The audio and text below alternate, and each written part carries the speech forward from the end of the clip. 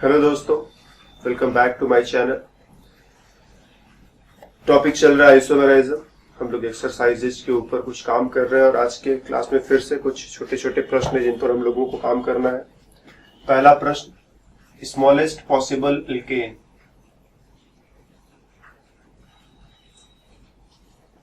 या चलो ठीक है, smallest possible alkane with asymmetric carbon. मेरे को एक एल्केन सोचना है छोटा से छोटा जिसमें एसिमेट्रिक कार्बन भी रहे।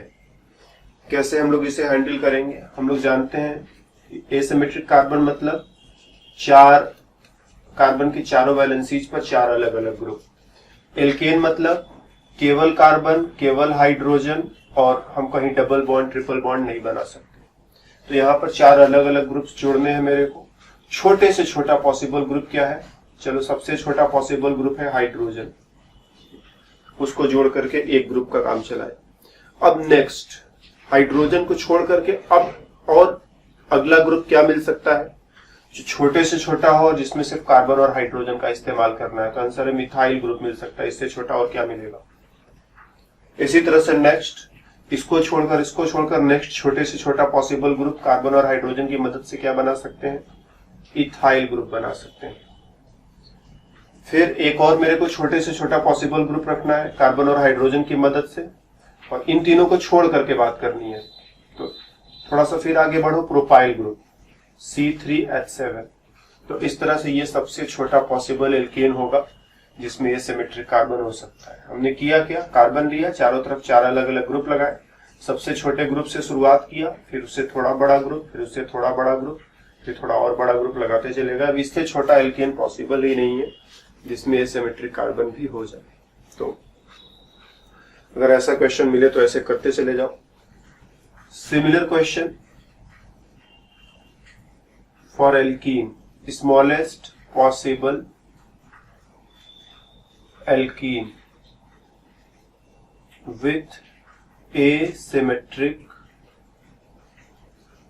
कार्बन। तो फिर से कुछ वैसा ही करोगे। एक कार्बन एटम सेंटर पर रख लो, उसके साथ चार अलग अलग ग्रुप्स जोड़ने की तैयारी कर लो।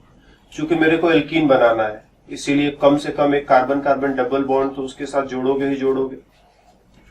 बाकी तीन छोटे से छोटे पॉसिबल ग्रुप्स तो हाइड्रोजन, मिथाइल और इथाइल, और यहाँ पर भी हाइड्रोजन वगैरह फिलअप कर दो। तो एक हाइड्रोजन यहाँ लगाओगे, दो हाइड्रोजन यहाँ लगाओगे, और ये जो स्ट्रक्चर बनकर के तैयार हुआ ये सबसे छोटा पॉसिबल एल्कीन है जिसमें एसिमेट्रिक कार्बन भी है।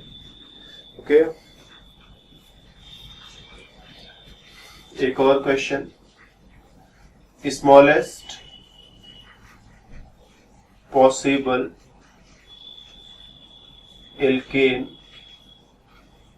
With n propyl group as side chain. छोटा से छोटा पॉसिबल एल्केन बनाना है जिसमें एन प्रोपाइल ग्रुप को साइड चेन लगाना है। तो चलो हम एक छोटा सा एल्केन बना लें और इस पर एन प्रोपाइल ग्रुप मतलब तीन कार्बन का ऐसे साइड चेन लगा दे। तो ये हो गया एल्केन, इसमें साइड चेन एन प्रोपाइल मतलब तीन कार्बन का साइड चेन। तो क्या ये सही है? तो आंसर है ये सही नहीं है, क्योंकि इसमें होगा क्या, जब हम इसका IUPAC नाम लिखने के बारे में सोचेंगे तो हम कहेंगे ये हुआ मेन कार्बन चेन और ये हो गया साइड चेन। तो हम इसे साइड चेन बना रहे थे, लेकिन लंबाई के चलते IUPAC नाम लिखते हो तो क्या करते हो, सबसे लंबे कार्बन चेन को तो मेन कार्बन चेन बना लोगे यहाँ पर। तो ये मेन कार्बन चेन हो जाएगा, साइड चेन ये हो जाएगा। तो अगर हम चाहते हैं कि ये साइड चेन की तरह से काम करता रहे तो इसमें 1 2 3 कार्बन है ना, तो कम से कम 3 कार्बन इधर जोड़ो, कम से कम 3 कार्बन इधर जोड़ो। तो अगर हम यहाँ पर भी 3 कार्बन जोड़ दे तो अब तुम ऐसे आओ कि ऐसे जाओ फर्क नहीं पड़ता है। तुम ऐसे आओगे तब भी 3 कार्बन का साइड चेन इधर मिल जाएगा, और ऐसे जाओगे तब भी 3 कार्बन का साइड चेन ऐसे मिल जाएगा। तो 3 कार्बन का साइड चेन लगाने के लिए इस कार्बन के दोनों तरफ कम से कम तुम्हें 3 कार्बन जोड़ने पड़ेंगे। इस चीज को समझो, और यही सबसे छोटा पॉसिबल एल्केन है जिसमें n propyl group side chain की तरह से हो सकता है। Question number next, C7 and H12, C7 and H12। Page खत्म हो गए हैं, पेज हमें ऐड कर लेने दो, come on. Okay, C7H12, all possible structures with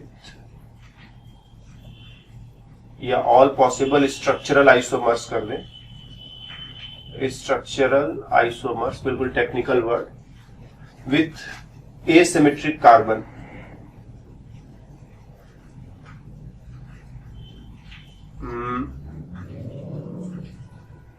having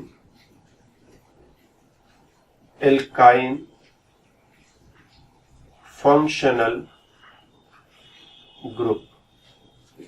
इस फॉर्मूले से जितने भी स्ट्रक्चरल आइसोमर्स बनाए जा सकते हैं बनाने हैं, जिसमें सिमेट्रिक कार्बन भी हो और एल्काइन फंक्शनल ग्रुप भी हो। Okay, let us do it. तो फॉर्मूला है C7H12, इसका डबल बॉन्ड इक्विवेलेंट पहले निकाल लें हम। तो C+1 माइनस M-T/2, कितने कार्बन है? 7 में एक जोड़ दिया।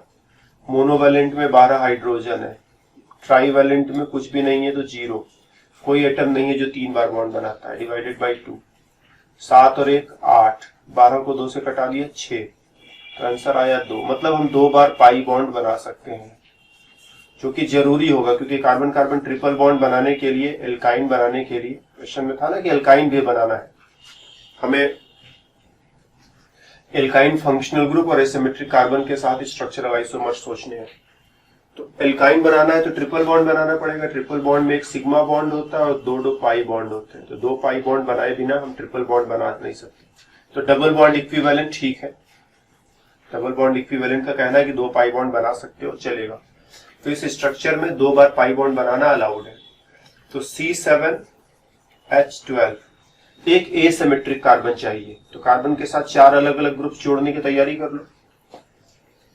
ठीक, एक ट्रिपल बॉन्ड भी इसी में जोड़ना है, तो एक तरफ तो ये ग्रुप लगा दोगे, बाकी चलो यहां पर एक हाइड्रोजन लगा दिया, यहां पर एक कार्बन जोड़ दिया, यहां पर 2 कार्बन जोड़ दिया, कुल कितने कार्बन है? 7। एक कार्बन यहां गया, एक कार्बन यहां गया, 2 कार्बन यहां गया, 2 कार्बन ट्रिपल बॉन्ड में गए। ट्रिपल बॉन्ड को हम यहां पर कह दो चिपका सकते हैं जरूरत पड़ने पर। तो अगर अब हम इस ट्रिपल बॉन्ड को यहां पर चिपका दें तो ये जो स्ट्रक्चर बनेगा, इसमें एक एसिमेट्रिक कार्बन तो आ ही जाएगा, एक ग्रुप, दूसरा अलग ग्रुप, तीसरा अलग ग्रुप, चौथा अलग ग्रुप, एसिमेट्रिक कार्बन तो आ ही जाएगा। क्या इसका फॉर्मूला इसके अकॉर्डिंग है? कितने कार्बन है? 2 3 4 5 6, जबकि यहाँ पर 7 कार्बन से, यहाँ पर अभी 6 कार्बन का ही एडजस्टमेंट हुआ है, मतलब मेरे को एक कार्बन को और भी एडजस्ट करना बाकी है। वो बचा हुआ कार्बन कहाँ एडजस्ट करें? क्वेश्चन का कहना था एल्काइन होना चाहिए, एसिमेट्रिक कार्बन होना चाहिए, दोनों का प्रबंध हमने कर लिया, बस इसको यहां पर चिपकाओ, एसिमेट्रिक कार्बन अपने आप बन जाएगा। एल्काइन हमने बना ही लिया है, लेकिन एक कार्बन मेरे पास एक्स्ट्रा भी बचा हुआ है, तो इसको यहां चिपकाना है, साथ ही साथ एक कार्बन का भी इसी में कहीं ना कहीं अरेंजमेंट और करना है। क्या इस कार्बन को हम यहां पर रख सकते हैं हाइड्रोजन को हटाकर? तो आंसर है नहीं, क्योंकि तुमने यहाँ कार्बन रखा तो ये दोनों ग्रुप सेम हो जाएंगे, सेम हो जाएंगे तो ये कार्बन एसिमेट्रिक नहीं हो पाएगा। क्या ये कार्बन यहाँ पर रख सकते हैं? आंसर है नहीं। अगर तुमने इस कार्बन को यहाँ पर रखा तो यहाँ भी 2 कार्बन, यहाँ भी 2 कार्बन, दोनों ग्रुप सेम हो जाएंगे, फिर से एसिमेट्रिक नहीं हो पाएगा। क्या ये कार्बन हम यहाँ पर लगा सकते हैं? तो आंसर है हाँ, यहाँ तो लगा सकते हैं। अगर इसको यहाँ पर लगा दें तो यहाँ पर 3 कार्बन की चेन हो जाएगी, अभी भी चारों ग्रुप अलग अलग रहेंगे, तो इस कार्बन को यहाँ पर लगाना पॉसिबल है।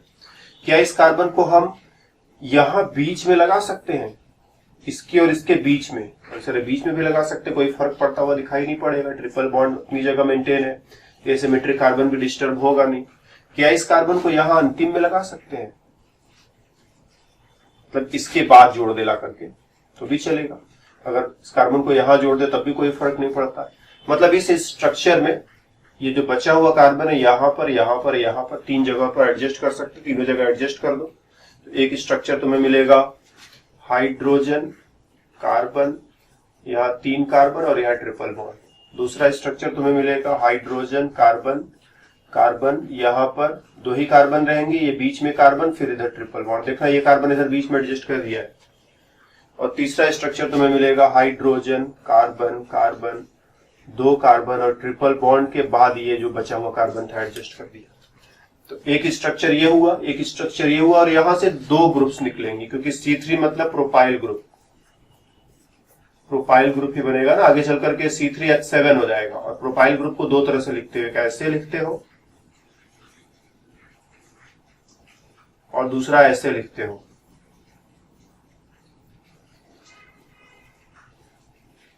तो इस ग्रुप को तुम 2 तरह से लिख सकते हो। तो यहां से 2 स्ट्रक्चर मिलेंगे, एक एन प्रोपाइल यहां बना करके और एक आइसो प्रोपाइल। इसको आइसो प्रोपाइल कहते हो और इसको एन प्रोपाइल कहते हो। तो ये क्वेश्चन देखने में बहुत सिंपल था लेकिन थोड़ा डीप क्वेश्चन था, थोड़ा गहराई में जाकर के हमें सोचना पड़ेगा, राइट। तो एक आइसोमर, 2 आइसोमर और इसकी वजह से 2 आइसोमर्स निकलेंगे। तो 4 ऐसे आइसोमर्स सोचे जा सकते हैं यहाँ पर, जिसमें ट्रिपल बॉन्ड भी रहेगा और एसिमेट्रिक कार्बन भी रहेगा। और इसी के साथ इस क्लास को भी हम करते हैं समाप्त। फिर मिलेंगे दूसरे क्लास में, तब तक के लिए बाय बाय।